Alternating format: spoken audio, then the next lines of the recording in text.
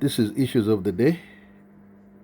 Between 2011 and 2013, in the wake of revelations in the international community about Stuxnet and the cyber physical attack on the Natanz uranium enrichment community, Natanz enrichment facility in Iran,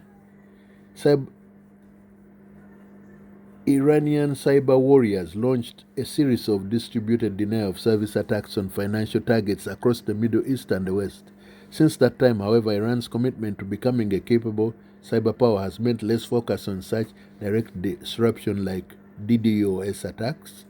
Instead, the government in Tehran has been tied to increasingly sophisticated disinformation campaigns, supply chain attacks, and attempts to infiltrate critical infrastructure systems in Europe and North America.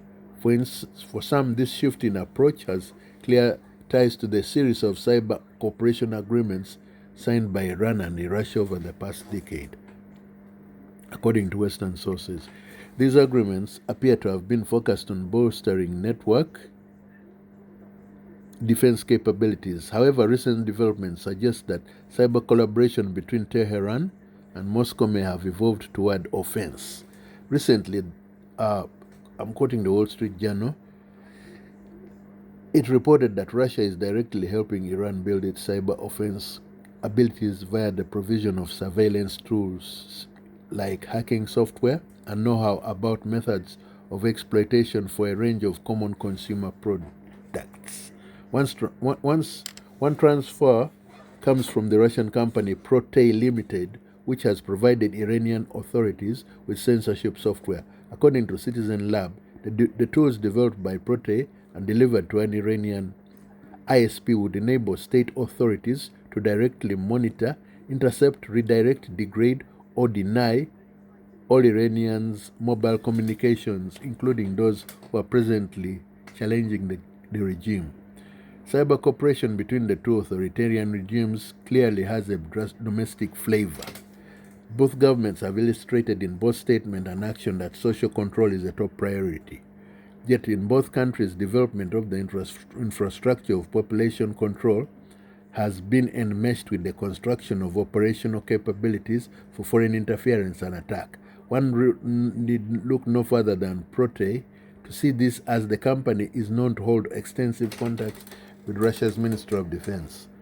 Iran has also famously leveraged surveillance techniques to address state interest beyond its borders. In addition to extensive efforts to use malware to spy on journalists and advocates abroad, Tehran has been linked to major cyber attacks like the 2011 compromise of Certificate Authority, DigiNotar, whose compromise likely gave the regime access to thousands of dissident email accounts.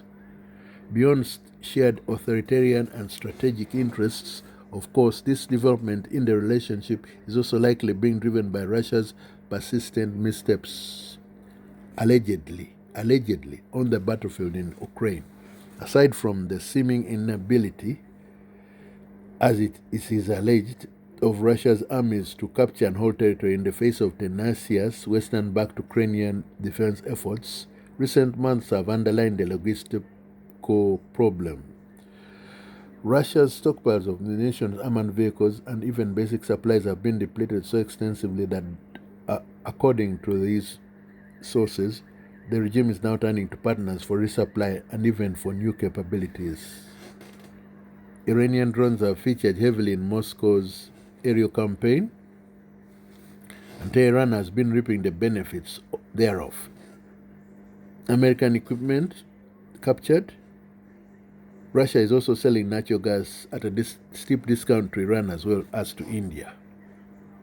So, cyber operations are much more than tools or exploits. Given this development, the bottom line for many is that closer Russo-Iranian cooperation on building offensive capacity in cyberspace portends heightened insecurities for Western industry in the future. While there is certainly a base level of concern about this evolution, the partnership, the degree to which this development fuels the threat to the West, shouldn't be overblown. I will talk more about this in another clip. Thank you.